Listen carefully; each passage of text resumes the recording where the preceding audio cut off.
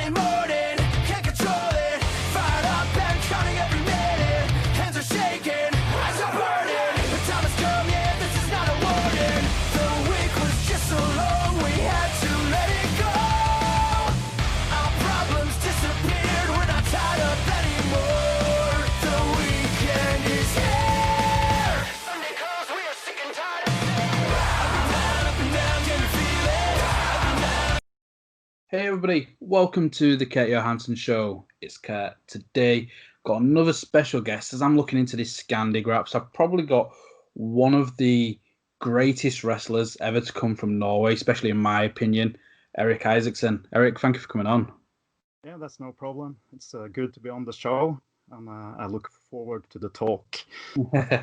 Now, really excited. Like, when I started looking in Norway, I was like, yep, Erik's obviously somebody I need to be speaking to when it comes to Norwegian wrestling. And a lot of your career as well has been wrestling in the UK, hasn't it? With various different promotions, WAW, All Star.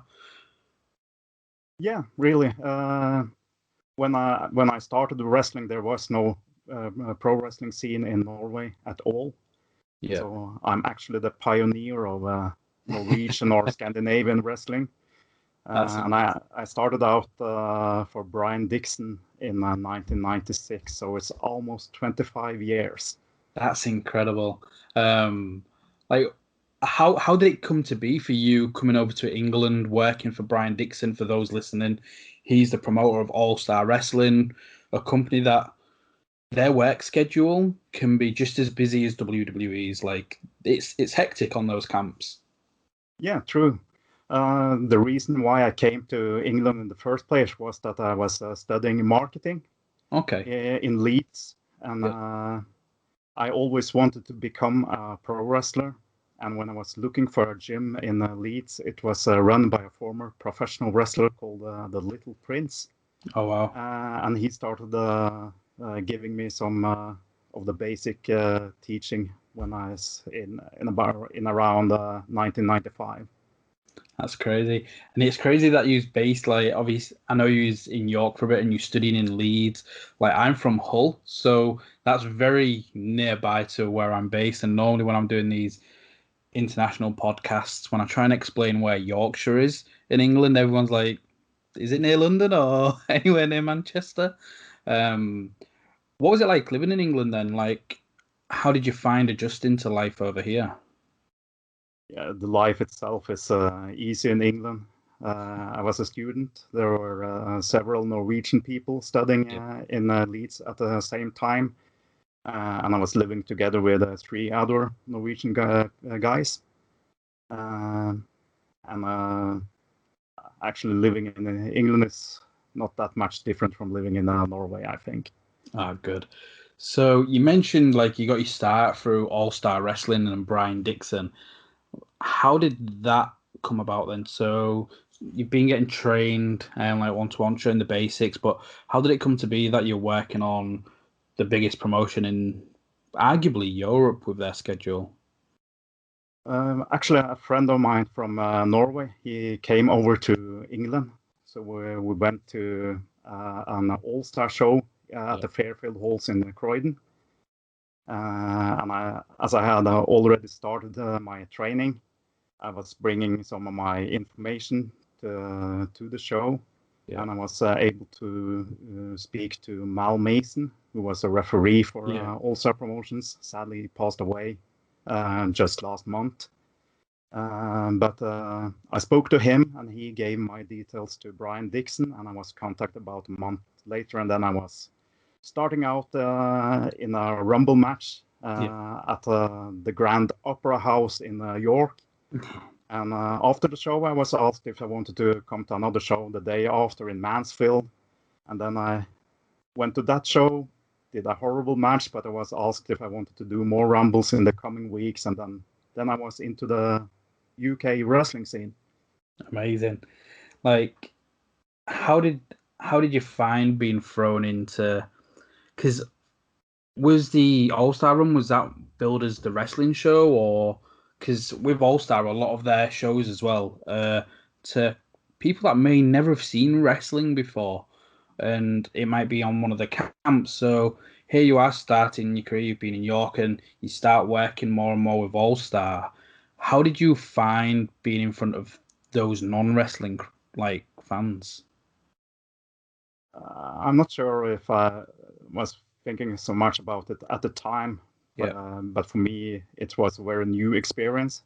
I'd never performed in front of a crowd before. Actually, on the first show, I was inside a wrestling ring for the first time. Wow. And then I was thrown out of the ring by, I think, Marty Johns or Skull Murphy, two of the veterans on the UK wrestling scene. So I got a rough start. Yeah. But it was fun, looking back. It's one of those, like, the time period you're coming through in wrestling over here in England, like, that is what you mentioned, Marty Jones. Like, you've got some of the greatest British like wrestling pioneers that you're working with. Who was the first person you worked with on like a one-to-one basis where you're like, man, this guy's good? When I first started out, I was doing some single matches. I was thrown into a mixed tag team match with Jules Star against Klondike Kate and Kerry Cabrero, and so that was one of my first matches. But when I really started learning was when I was matched up against the Viking Warrior, and also Doc Dean, who was one half of the Liverpool lads. Oh, brilliant. And those were the guys who really taught me along the way when I was starting out. Yeah. So how frequent at this point when you were starting, how frequent was you working for All Star? They were running maybe in the summer season, they were running Skegness and Minehead in southwest England, and also some other places. But I also worked some shows like Fairfield Halls in Croydon and Abbey Vale College in Wales that I remember. So it was in different places. It was not that frequent, but maybe around 4 shows a week at the most busy at that time. It was a period when wrestling had come off TV in England. Yeah. And All Star didn't promote that many shows like they did just a few years ago.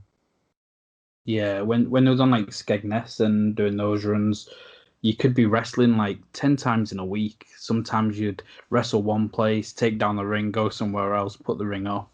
And it's just the road trip. So for yourself, like studying in England, being around those people, who was it that really gave you like the best piece of advice when you were starting out? As I mentioned, Viking Warrior and Yeah. also Doc Dean were the two of the guys giving me most of the advice that in the start of my career.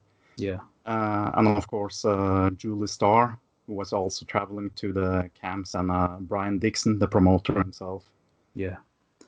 So when you'd been working for All Star, how long did it take for you to then start working for other companies here in the UK?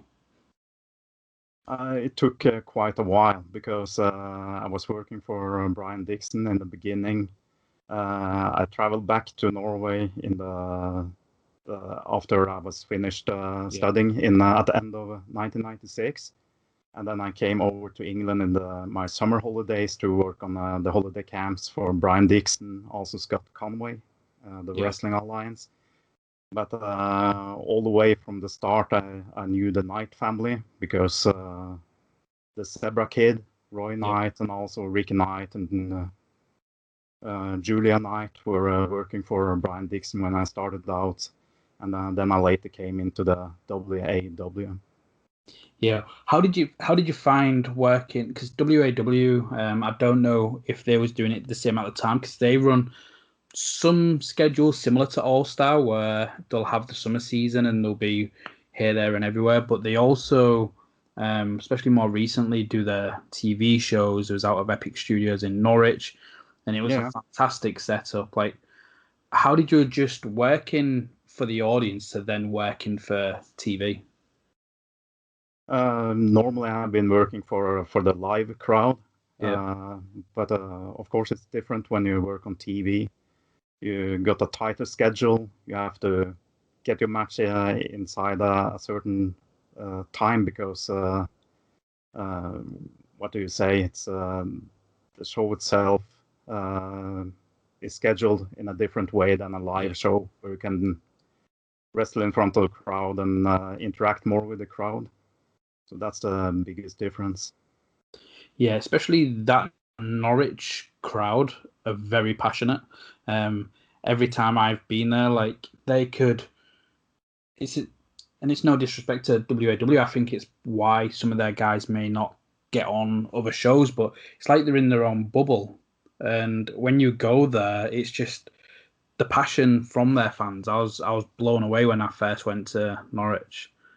Yeah, some of the first shows I did for WAW was in 2006 and 2007, and there were shows at the Talk in Norwich. In one match, I wrestled the Zebra Kid in front of a really crazy crowd at the Talk in 2009 when I lost the WAW World Championship against him. But the crowd was really into the match. Yeah, it was because with the Knights, you could be anybody, but if you go into Norwich, like they're going to be rooting for the Knights 9 times out of 10. And I'm right in thinking because you had the WAW title for a couple of years, nearly 2 years, was it? Yeah, about 2 years. Yeah. What? Just under 2 years. So. How does that feel for you then? The fact that you've had the belt for just under 2 years and you've come from Norway, and I think WAW is one of the first companies I'd seen using like Scandinavian wrestlers. But how does that feel for yourself to come over here and be trusted as the main person for WAW? Yeah, I'm always thankful to the Knight family for giving me the opportunity to be on their shows, and they always had a good relationship with the Norwegian wrestling scene. Yeah. It was in 2005. I was recommending one of the Norwegian guys to contact WAW to try to get into the UK wrestling scene, Isaac Rain. Yeah. And he traveled to Norwich and started wrestling for the Knight family. And also we went over there several times together and also did some tag team matches. Yeah. Sadly, he passed away in a car crash at only 22 years old. But all the way since the mid 2000s, the Norwegian wrestling scene and also the WAW has had a very good relationship with exchanging talent. There have been several WAW guys wrestling for the Norwegian Wrestling Federation, including Paige, Zebra Kid, Zach, and also Julia. Yeah. Have you been in the ring with Julia? Yeah, I have one time a long time ago. It must have been about 2001 on a Scott Conway show at the Weymouth Pavilion. And it was a mixed tag team match, so it wasn't that long, but she can wrestle as tough as the guys, no doubt. Yeah, I was just wondering that because I'd heard like it's one of those where if she's ever in any mixed and somebody tries to pull a punch on her, like she's just going to lever them and show that she can stand toe to toe with any of the men. And obviously, even during your WAW title run, you'd shared the ring with now not like Zach Knight, Roy Knight, and I'm guessing you've been in the ring with Ricky. How does it differ working with all like the three of them? I think I had some of my hardest matches against Zebra Kid. Yeah. Roy. He has always been good to be in singles matches against him. I have actually not wrestled Ricky Knight in a singles match, just tag team matches. Okay. And when I was wrestling Zach, he was still very young, but a really talented young wrestler. When was the last time you'd worked for WAW? It's 2018, so it's a couple of years ago. Yeah. Have you... I'm trying to think if during that time, would you have been in the ring with Roy's son, Ricky? Junior? No. He's actually one of those I would like to share the ring with because he's really talented. And why not wrestle 3 generations of one family when it's possible? Exactly. Yeah. Like he's been doing some great things over in England, so it'd be good to again keep that relationship going. I don't know what your current stand is with WAW, but obviously the more companies are working together, the better, in my opinion. Yeah. So to take it to like the Norwegian wrestling scene, then you mentioned it. You're the founder of it. Like there was no wrestling scene, and you'd gone over and Norwegian Wrestling Federation. When and how did that come about then? Yeah, to take it from all the way from the start, I was getting into pro wrestling when I watched it on Sky Channel in the mid 1980s, and it became a dream for me to become a wrestler myself. And as I mentioned, I started out in England, and then when I moved back to Norway, I had to just continue training there. And I was somehow getting in contact with one guy who I started training with. Yeah. And then there were more guys who wanted to train wrestling. But it was difficult at that time in the late 1990s because the internet wasn't that the same thing as it is today. Yeah. So how does it feel that an entire wrestling scene in Norway and potentially Scandinavia has been built just from you going back home and starting NWF? Yeah, it's it's very special because I started everything from scratch. I wasn't fully trained when I started instructing other people because I had just been wrestling for about a year or so in England before I moved back to Norway.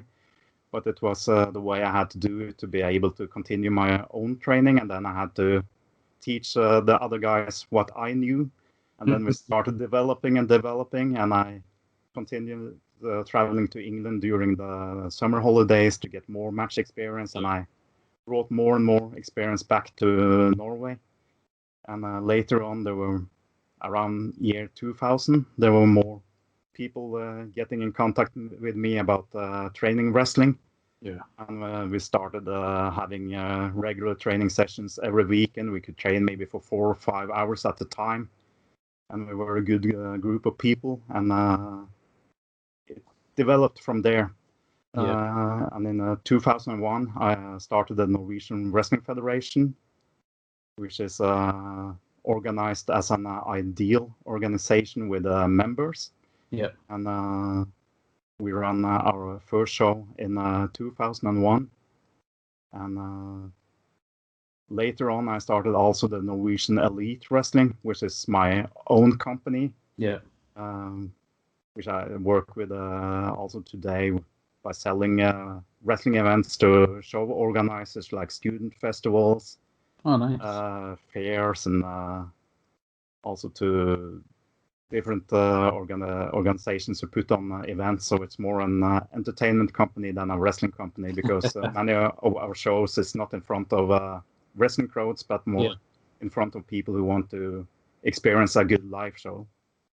That's interesting, that, and I guess it's the closest to All Star that you'd be able to give your students that education where you get into work in front of that non-wrestling fan audience, and if you can get a response from somebody that's not a wrestling fan and they react to what you're doing, then you can get a reaction from anybody. Yeah, that's true. Several of the guys who started training at a wrestling school that is run by the Norwegian Wrestling Federation actually made a match debuts for a Norwegian Elite Wrestling. Guys like Adrian Storm, Hannibal, who also is wrestling as Ryan the Destroyer Howard. He's half Australian, but he's living in Norway. And Espen Olsen, who is also one of the great guys on the Norwegian wrestling scene now. They all started out wrestling for Norwegian Elite Wrestling, and they got experience wrestling in front of crowds on smaller events, but maybe they had to do 1, 2, 3, maybe up to 4 matches in one day at some stages. At least they're getting the repetitions in, I guess. Like, how frequent are you running shows, whether it's with NWF or with the NEW? It's not that often in Norway. The Norwegian Wrestling Federation put on maybe 5 or 6 events a year. Yeah. And the Norwegian Elite Wrestling, we can put on shows whenever we are able to sell a show. Yeah. But it depends. It's difficult. A few of the last years, it's just been a couple of 2, 3 events a year. But in other times, we had maybe up to 5, 6 events in 1 month. So it depends. Yeah. What's the wrestling audience like in Norway then? Because a common theme throughout Scandinavia is that people don't really get to see much of WWE, or so there may not be that big of a audience. So when NWF is starting up, like, how is that received by the public? When the NWF started up, we were having some shows at the student festivals, and there were also at the events in Oslo. Many of the friends of the wrestlers were coming to the show, so we were able to get a good crowd atmosphere at the events. As for Norwegian Elite Wrestling, we have had shows in different places of Norway, some places where they have never been any wrestling events before. So it's always hard to tell in advance how the people will react. Yeah. But for example, at the last event I did on the 11th of March last year, the day before the lockdown in Norway, we were wrestling at a student festival in Bergen, if I'll mention the name with the English accent. But that's 500 kilometers away from Oslo, on the western side of Norway. So we had to travel across the mountains on snowy roads. I think the car drive across the mountain was more dangerous than the show itself, with almost a snowstorm when we crossed the mountain. But the students at the show, they reacted so well, and they want to bring back wrestling another time. And they had the time of their life, the live show. I think most people in Norway haven't seen wrestling live, so they think about wrestling as some American stuff being on TV. But when they see wrestling live, it's a completely different matter, because you have the action just in front of you. It's an action-filled show with crazy stunts, the crowd interactions, also the gimmicks and everything. So people are taken by surprise when they watch wrestling live for the first time. Yeah, I can imagine. Just maybe next time, don't book it when you have to travel through a snowstorm up snowy mountains. No, I prefer traveling across the mountains in the summertime. Yeah. But we did the show, and it turned out to be the last show in Norway for quite a bit. So I'm happy that we were able to run the show and could travel there and get back in one piece. If you used to describe like the Norwegian style of wrestling and the Norwegian style of fan base, like, is it more family friendly, or is it more of that adult crowd? It depends. We run some events at places where there is alcohol, so only people over 18 years old can be able to get into the arena to watch the wrestling. Other places we run family events. Norwegian Elite Wrestling has run shows at different fairs where it's more a family crowd. And I have also run some events at shopping centers, which is really cool sometimes, because we traveled to some place in mid-Norway. Yeah. There had never been any wrestling there before. We put on 3 short events in one day, and the crowd was getting bigger and bigger for every event. And the crowd interaction at the last match was just incredible. One of the best crowd experiences I ever had in front of a live crowd, and that was at a shopping center. So Oh wow. wrestling can work everywhere if you put on a show and make the crowd interact with you. Yeah, definitely. Would you say you work on like the characters and the story, or is it more just in-ring based? When the Norwegian Wrestling Federation puts on events, it's in front of it's usually in Oslo, so it's the same crowd coming back from show to show. Yeah. And then it's more a storyline based show. But of course, people have not been to a show before. They must also be interested in the show on the night without really knowing the storylines beforehand. Yeah. But of course, it's necessary to have some storylines running from show to show. As for the Norwegian Elite Wrestling shows, I try to put on events that give a little bit of everything from the wrestling.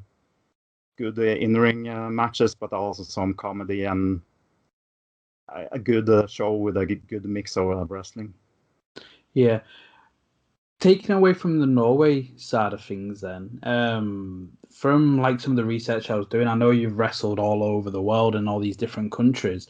Am I right in thinking you worked for New Japan in Italy? Yeah, that's true. How was that experience? Because the match itself, used with Koji Kanemoto, who's also been known as Tiger Mask, and you're against Gedo and Jado. Like, how was that experience for you?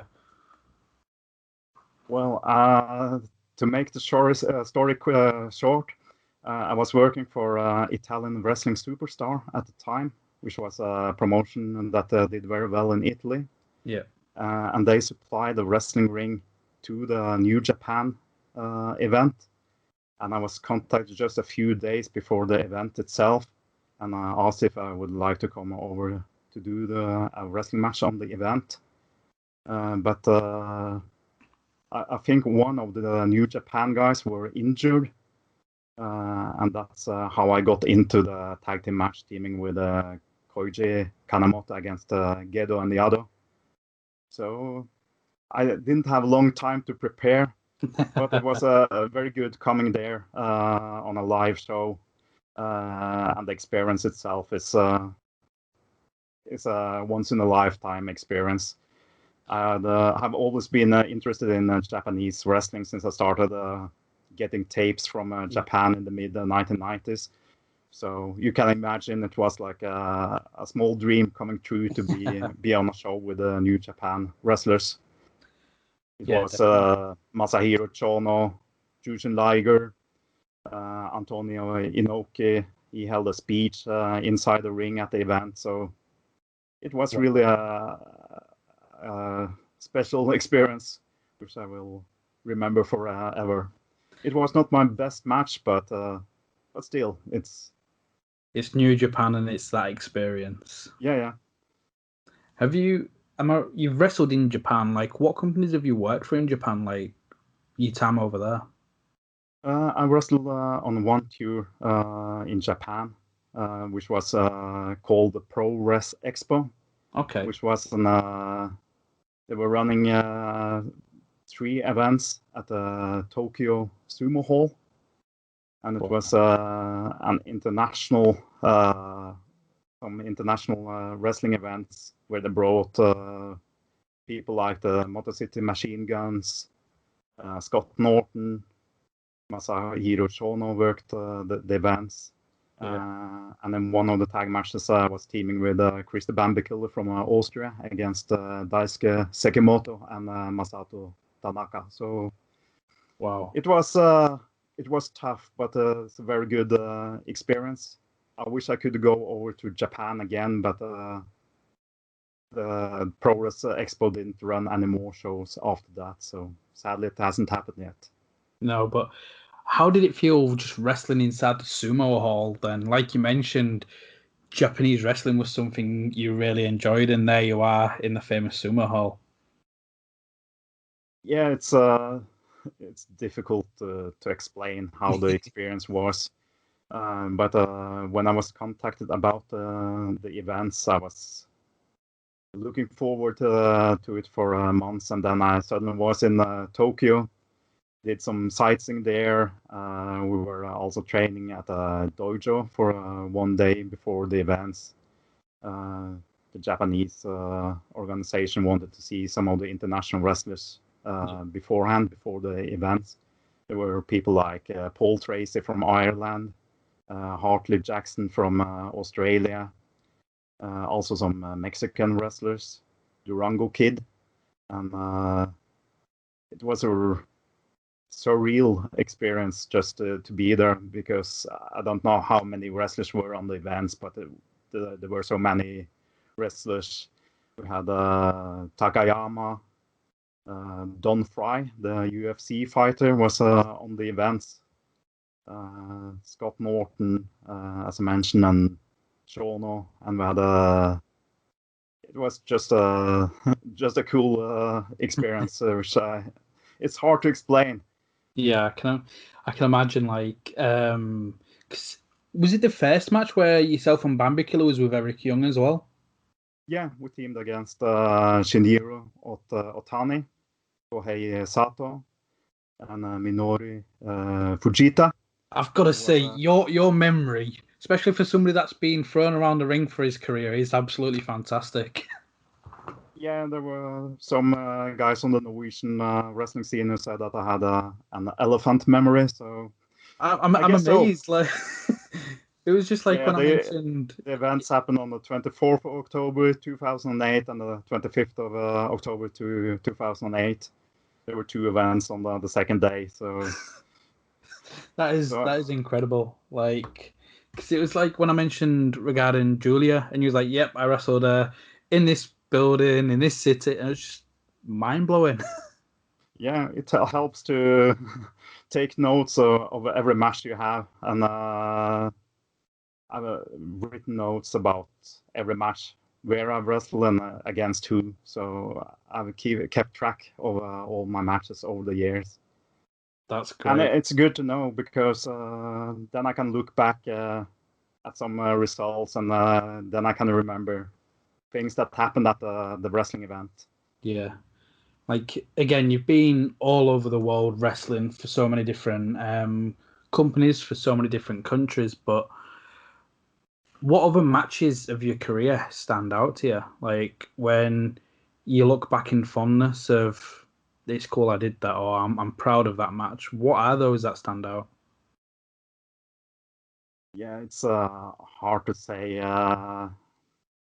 one match, but I can mention several matches. Yeah, tell us the Yeah, stories. yeah, People want to yeah, hear it. yeah, yeah.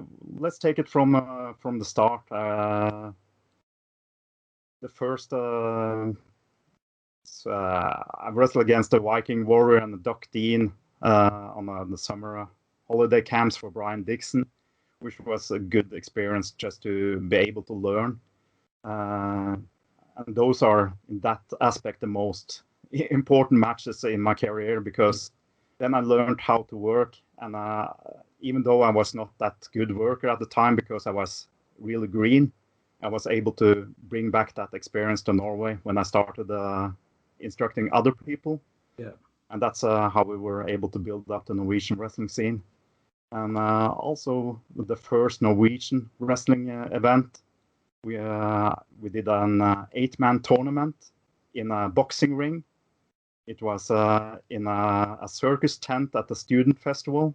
I was wrestling 3 matches on a rock hard boxing ring, and the last match was 15 minutes or so against Björn Sam, who is one of the biggest and tallest Norwegian wrestlers, who is about 6'5".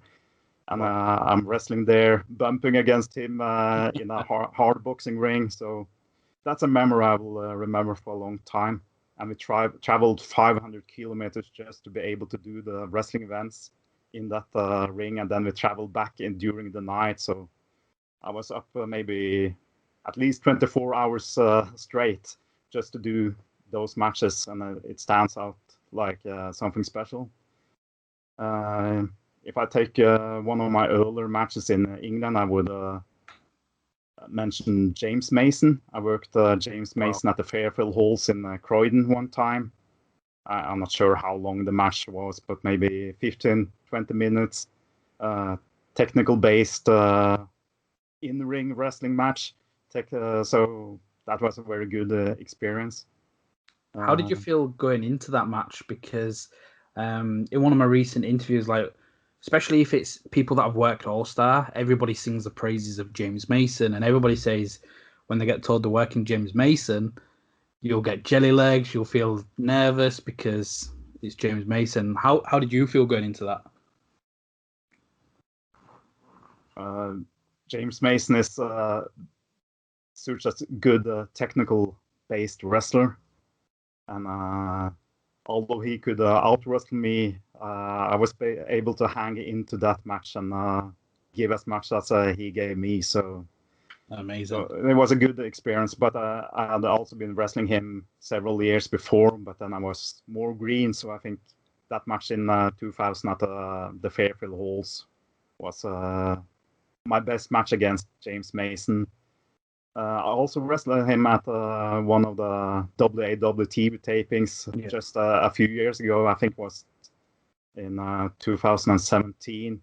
So I wrestled James Mason when I was starting out in 1996, and then more than 20 years later for WAW. So yeah, 2017. That's pretty cool when you think back about it. Yeah. How did that match go in comparison? Like after both of your careers have gone so many years, and then you finally get back into the ring with each other. It was a shorter match, so it was a TV taping. So it's a completely different match, but I was working as the heel, so it was not the same technical-based match like we did years earlier at the Fairfield Halls in Croydon. But even though we have not been in the ring against each other since 2000, it was good to be able to wrestle him again so many years later. Yeah. If I get into some other matches I remember from my career, I would like to mention wrestling against Belgium's Bernard van Dam for the European Championship, Eurostars European Championship, at one of the biggest wrestling events in Norway in November 2004. I was competing for the championship and won that in front of the home crowd in Oslo. Wow. So that was a very cool experience. There were national TV in Norway covering the match and everything. So that was one good match. And we have already been talking about the wrestling matches in Tokyo and also for New Japan. But in recent years, I had a lot of fun wrestling many of the Norwegian guys. Like last year, I've been wrestling, in the last couple of years, I've been wrestling a newcomer like Rayo Flores, who is a really good and talented high flyer. Yeah. And I mentioned Adrian Storm, Espen Olsen, and Ryan the Destroyer Howard. I had so many cool matches against them on Norwegian Elite Wrestling events. Yeah. And that's amazing. It's hard to mention one match, but there are so many over the years. Yeah, I can imagine. Because am I right in thinking your company will be in association with like the Union of European Wrestling Association? Yeah, we have been part of that organization since 2010. So I was the European champion from November 2015 to May 2019, so 3.5 years. So yeah, 1,281 days. That's probably correct. I remember reading that figure somewhere. Like, how do you feel for that alliance to happen? I think it's great. I think it's something that could be done even more to try and get people wrestling in all these different countries. And I know at the moment Nitro Green and Luke King Sharp have kind of been going after one of the championships over there for the Cruiserweight Yeah. Championship. But what do you feel about the alliance? Do you think it could be utilized more in wrestling? Yeah, I think it was a very good idea. So the Norwegian Wrestling Federation got into the alliance in 2010, I think.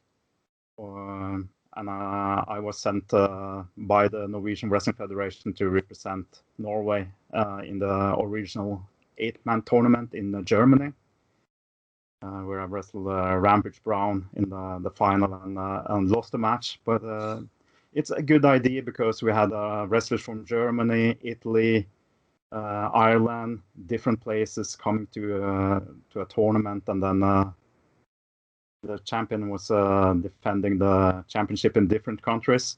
When I was the European champion for UEWA, I traveled to Germany, Denmark, and also Romania to defend the title. Wow. So that's good. But I think the promotions involved should bring the champion to events more often. Yeah. How was the match with Rampage? Like, again, he's somebody people sing the praises of massively. Yeah, going back to that event, it was, as I already told you, I have the elephant memory, so it was on the 24th of April 2010. I was defeating Kaio in the first round of the tournament, and I went on to wrestle Bad Bones from Germany in the second round. And then in the third match, I was facing Rampage Brown, so it was the third match of the evening. I went in there, did my best, but he came out on top. But he's a really talented wrestler, and he traveled to WWE just a short time after that tournament. Yeah. So I'm amazed, but like your memory is blowing me away. I'm amazed by that. Like, congrats. What was the Scandinavian wrestling scene like then when you'd first started NWF? The Norwegian wrestling scene was... No, the Scandinavian wrestling scene. Yeah, the Scandinavian scene. There had been some wrestling events in Denmark run by Asbjørn Rees, who was a Hulk Hogan lookalike. At least it looked like Hulk Hogan at the time. He was the Danish commentator of wrestling when on TV in Denmark in the mid-1990s. So he started a wrestling school in Denmark, and he ran some events. Some of the Norwegian guys traveled to him to be able to train a little bit in a wrestling ring. But then we started the Norwegian Wrestling Federation, and it really developed from there. There wasn't really any wrestling scene in Sweden or Finland at the time. So that came about later. How does it feel? It's interesting when going back to that time, because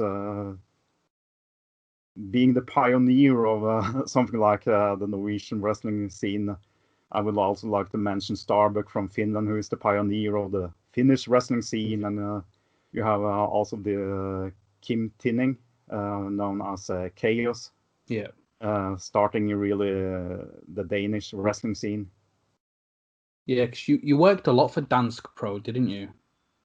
Yeah, wrestled for Dansk Pro Wrestling for quite a bit. It's been a few years since I've been there. I was there in January 2017, but I've not been booked since then. So hopefully I will get back to Denmark and also Finland later on. Yeah, definitely. Because again, you've held titles in both DPW and FCF. Like, what was it like wrestling in those countries? Were there a lot of similarities to the Norwegian wrestling scene and fan base, or was it completely different for you? It was different in a way, because the wrestling scene in Finland started a little bit differently than the Norwegian wrestling scene. We started very small, but in Finland there was an American guy who wanted to become the Vince McMahon of Finland. so he started his promotion where Starbuck was brought in as their trainer, and he was running some big events, booking the National Ice Hockey Arena in Helsinki to do one of his shows. Brought a lot of wrestlers from TNA to the events. He had AJ Styles against Johnny Storm for the NWA World Championship in the ice hockey arena. And he brought several guys from Norway to take part of those events. And that promotion ran bankrupt. So, but then the wrestling scene became almost, they developed almost like the Norwegian wrestling scene, started smaller and began from scratch again. And I would say there are a lot of similarities if you compare the Norwegian wrestling scene and the Finnish wrestling scene. They started a few years later. And well, I think the crowd atmosphere in Sweden is probably the best in the Scandinavian countries. Those fans react very well. But we also have some very good crowds in Norway where the crowds are really into the wrestling events. Yeah. So obviously, I think so far you've mentioned there's been obviously Norway, England, Finland, Sweden, Denmark, Romania, Germany. So there's Japan. So there's 8 countries, Italy, 9. What other countries have you been wrestling in? I've been in France, Switzerland, the Netherlands, Poland, Estonia, really all over Europe. I've been supposed to be wrestling in the Middle East for several times, but there have always been something happening that the events didn't take place. I got flight tickets for events in Colombia, but the promoter had to delay the events, and then I wasn't able to get on the new dates because they didn't work out for me. So, but basically I've been working all over Europe and then Japan. Yeah. Wow, that's incredible. Like, what was the most surreal place then, other than Japan? Because obviously that was a dream to go wrestle there. Yeah. What's the most surreal country where you was like, I can't believe I'm here wrestling? Maybe Romania, because but the Romanian wrestling scene is kind of different because it's run by a Scottish wrestler who started his own wrestling school in Romania. Yeah. Tom Fulton, the Future Shock. I'm not sure if you know him. I remember, now you mentioned him, I remember Nitro Green talking about it. Yeah, he started a wrestling school in Romania and had his own gym that he also used as the arena for his wrestling events. So that was pretty cool. When I traveled there, it was in July, and it was about 40 degrees. Yeah. In the summer, it was a heat wave. Wow. And it was so incredibly warm, wrestling in a very small training center with maybe 50 people inside the hall. So that's surreal, but it was one really cool wrestling trip because Tom Fulton is a good guy. He took good care of the wrestlers coming to the events. It was me and also Chaos from Denmark. So it was a good experience wrestling in Romania. Yeah, I can imagine. From like these series of interviews, then I've spoken to people obviously from Sweden and Denmark so far about it. What would your thoughts be on like say the Scandigraps term, so a big Scandinavian super show, or like a tour where it'll be the best of Norway, Finland, Sweden, Denmark, and going from maybe Oslo to Stockholm to Copenhagen to Helsinki? Like, what would you think to that happening?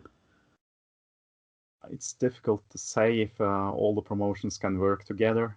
I think all all the promotions in the Scandinavian countries have a good working relationship. So the Norwegian Wrestling Federation booked some wrestlers from Finland, Denmark, and Sweden, and then the Swedish promotions booked some Norwegian wrestlers, and the same with the Danish promotions, and also the Finnish promotions. So I think it's working well in terms of having good working relationships.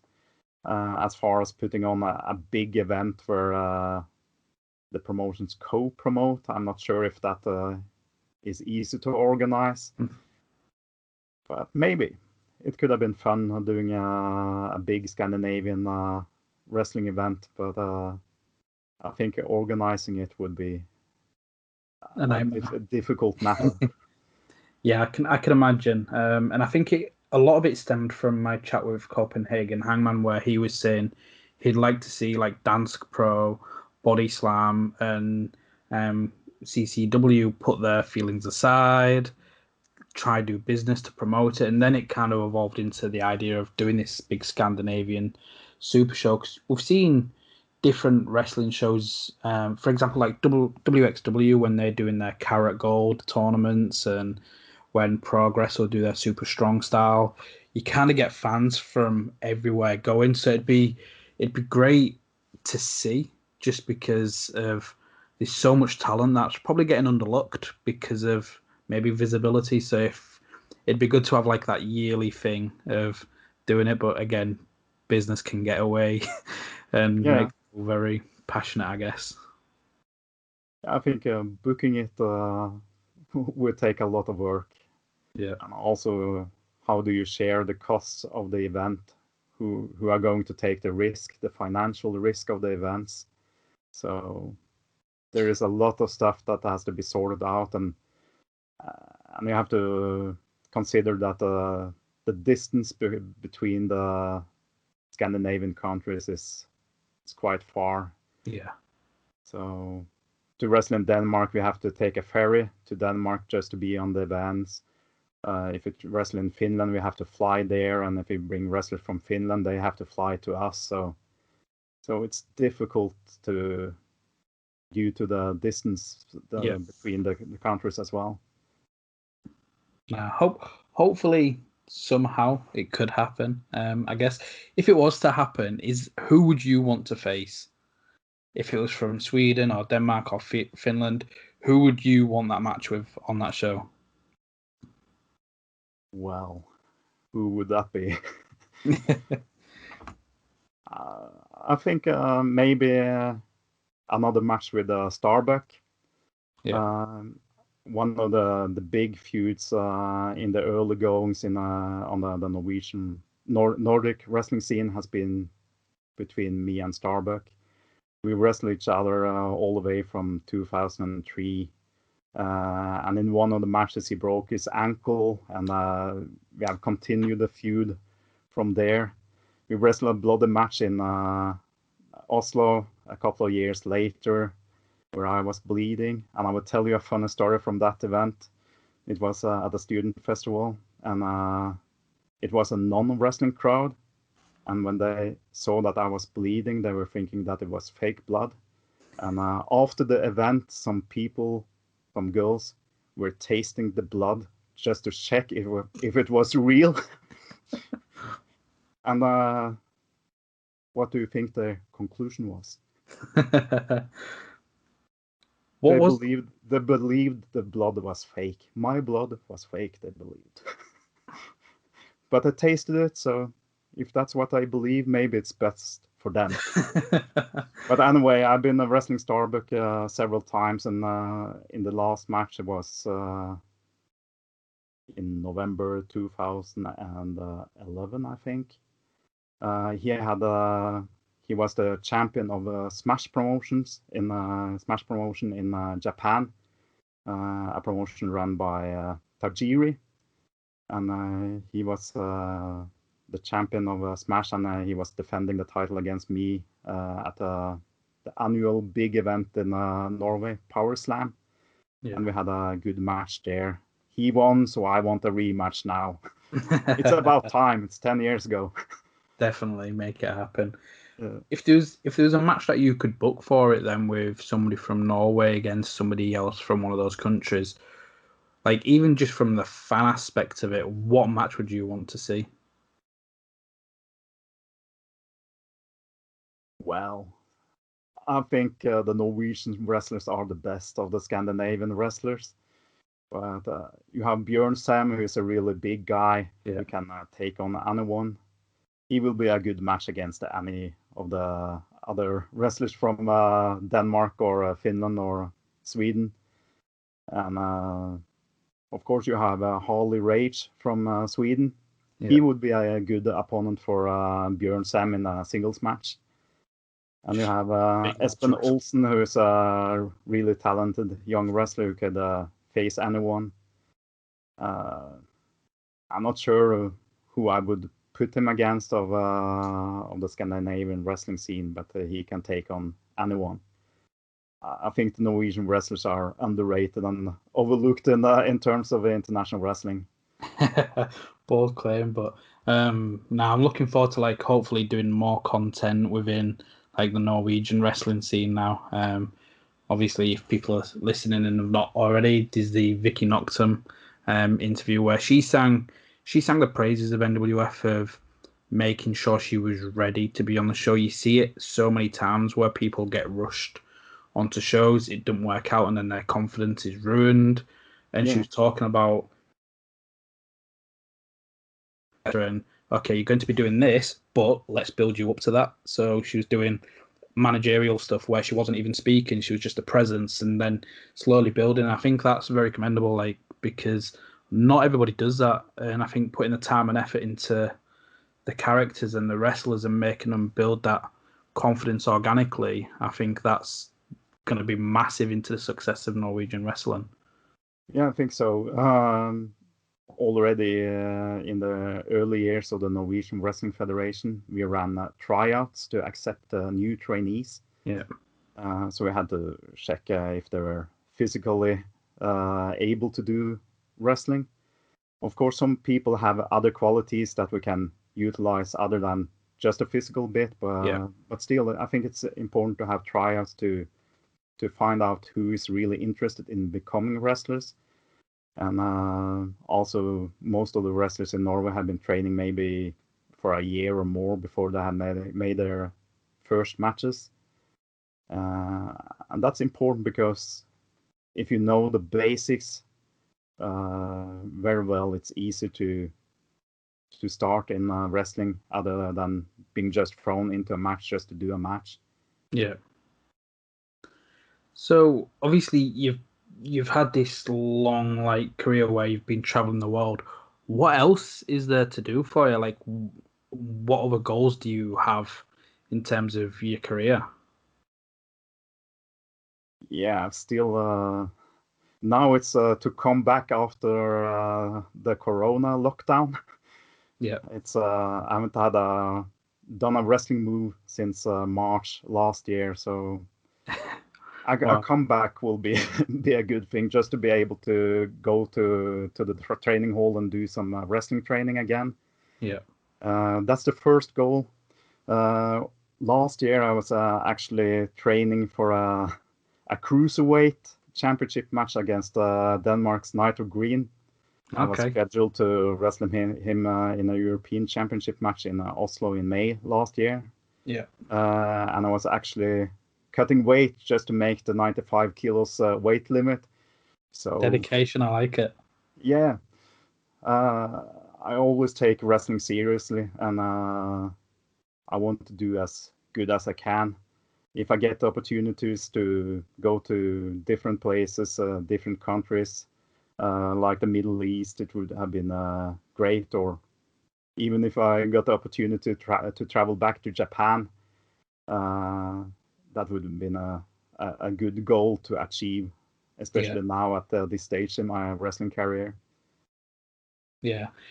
With NXT UK being around now, is that something you would be interested in? Even if it was just right, we want you, because I don't think there'd be anybody more fitting to wrestle, even if it's just that one match, than yourself from Norway. Is that something you'd want to be, that first wrestler to be on their TV? Yeah, I haven't been talking about it before, but of course, if I was given the opportunity, I would accept that. It would be a good experience. But also, as an instructor, I could bring more to the table than just being a wrestler on an event. So is that something you'd like to do, to go down, whether it's being part of like the road agent or working in the performance centre in London? Is that something you'd be more focused on? Both, really. Of course, if the WWE would like a wrestler who is nearly 47 years old, that would be okay. But I could also be an instructor if I was asked about that.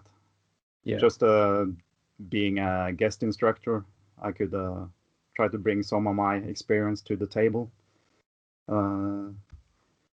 For just to put it in perspective, I've been instructing people in Norway in the basics for all the way from 1997, so I have quite a lot of experience instructing people in wrestling. And because I had to teach what I could from the basics and develop wrestlers, I've always had an eye for details. So I think I could work as an instructor as well as a wrestler. Yeah, definitely. I haven't really been dreaming about wrestling for WWE because at this stage there are younger wrestlers that are more looked into by WWE than me. So with being, but that said, there have been Norwegian wrestlers who have had tryouts for WWE. Yeah. There were two girls from Norway traveling to the performance center in Florida. They were brought into Florida to the training center just for the tryouts there. And also Aaron Frost, another Norwegian wrestler who has wrestled in England a lot of times. He has also had a tryout for WWE. Wow. So how do you think it'd help Norwegian wrestling then if somebody from Norway did sign for WWE, whether that is NXT UK or... The reason I ask is in one of my interviews with Mila Schmidt, from France, she mentioned when Amel got signed, she was the first French female wrestler to be signed. Yeah. And all of a sudden, more media outlets was wanting to interview her to talk about it and things like that. And we've seen it with football with Ole Gunnar Solskjaer, Erling Haaland, like when they're taking over the world, essentially, like obviously Solskjaer at Man United and Haaland at Borussia Dortmund. Do you think that would help Norwegian wrestling if somebody did get signed and given that contract? Yeah, I think so, because of course the media would have interest in that. But also I think it's important for WWE to have a TV deal in Norway and Scandinavia, because if they rely entirely on the WWE network, they miss out on the possible fans who would casual fans who would discover wrestling from TV. Yeah. Do you think that's something that could happen then if somebody... Because NXT UK, although it's on the network, it's now on TV here in the UK as well with BT Sports. Yeah. So do you think that would go hand in hand if they did sign somebody? It'd be wise for them to put NXT UK on television? It could probably help. It's always difficult to tell when it comes to wrestling on TV in Norway. Yeah. Especially in the if we go back to the 1980s and also 1990s, wrestling fans were basically described as morons by the Norwegian media. So it has always been difficult to build up a TV audience in Norway. But if there had been some Norwegian wrestlers, I think it would be easier, because it's easier for the media to connect to the product if there are some Norwegian wrestlers on the scene. Yeah, definitely. So Erik, first, thank you for coming on. Again, I think people and yourself would be able to tell from my facial expressions. I've blown away by your memory, and I think Okay. the stories that you have absolutely fantastic, traveling the world. And so thank you for coming on the show. Hopefully we can do it again in the future. I think there's probably so many more stories we can talk about. Yeah. But yeah, thank you for coming on the show, Erik. Yeah. Thank you for having me. So it's been So interesting just to go through some of my career and try to remember stuff from the past years. you did great. Where can people find yourself on social media, and also where can they find NWF and NEW if they're wanting to go check out some of that wrestling? Yeah, I'm on Instagram and also Twitter. I have this. Do you see this one? Yep. There we go. And I'll also put it in the description for those of you Yeah, that thank you. didn't see that. Norwegian Elite Wrestling can be found on YouTube. It's Norsk Elite Wrestling. I think it's easier if you put that in the description as well. Yeah, it'll be in the description. Yeah. But I think more people should check out the Norwegian wrestling scene. There are some Norwegian wrestling matches on YouTube. They can get to know the product a little bit more. Wrestling matches with me, Adrian Storm, Espen Olsen, Ryan Howard, Björn Sam, Ruslan, Garmstyle, and everyone. So there is something to check out for those who are interested in looking into the Norwegian wrestling scene. Oh, brilliant. Where would they be able to watch NWF?